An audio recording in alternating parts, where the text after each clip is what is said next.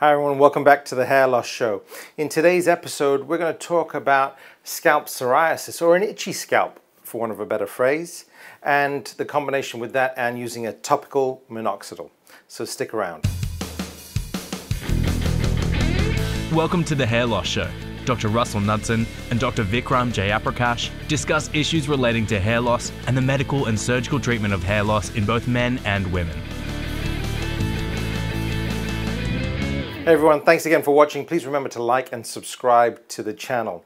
A lot of people, it's very common in the population, have some form of irritable scalp. They get a bit of dandruff, and for whatever reason it may be something that's inherent, it may be diet related, but they can have an itchy scalp. They can have a skin condition.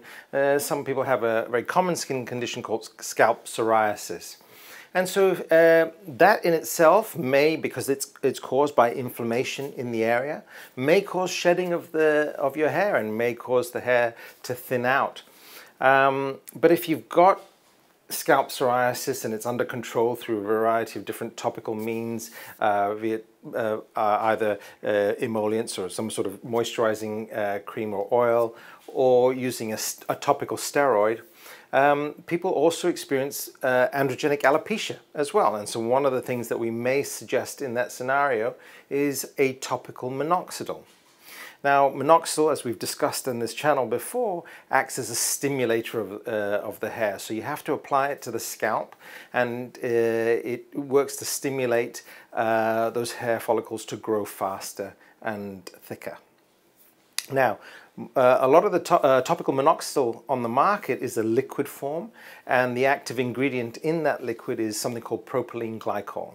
Now, the issue with propylene glycol is it's actually not harmful, it's perfectly fine, but some people are sensitive to it. And even if you don't have an itchy scalp, what it can cause, in about 30% of the population, it can cause some degree of skin irritability or sensitivity. So in essence, if someone has an itchy scalp, pre-existing itchy scalp, and you use a topical minoxidil, there's a higher chance that you may cause further irritation of the scalp and make the condition worse. So there's a couple of different options that we can use to manage this.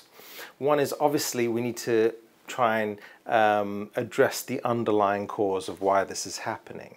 So treat the irritable scalp in some way. If it's psoriasis, make sure you speak to a dermatologist. Like I said, there's a combination of topical therapies, or maybe also a topical steroid, or a steroid in a shampoo format as well.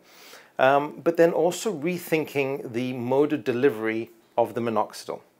So there is also, as a topical format, there is minoxidil foam, which doesn't carry the propylene glycol and therefore may be less irritant on the scalp. So that would be the first thing to potentially try, is swapping between the liquid to the foam and see if things settle. I'd probably stop the minoxidil first and let the scalp settle down before making the switch. But certainly trying to switch formulations is one thing to consider. But more than likely, what we probably need to do, and what I usually do in my practice more commonly, is switch from a topical version to an oral version. And that way you're bypassing the actual physical application of the minoxidil on the scalp and less likely to aggravate the itching. So if you've got, basically as a summary, if you've got an irritable scalp, if you've got something like scalp psoriasis, it does not preclude you from using a topical minoxidil. You may try another version of the topical minoxidil, but you could also switch the formulation completely and see if that also helps. And you may find things settle down with that. I hope you found that useful. Thanks again for watching, and we'll see you on the next episode. Take care.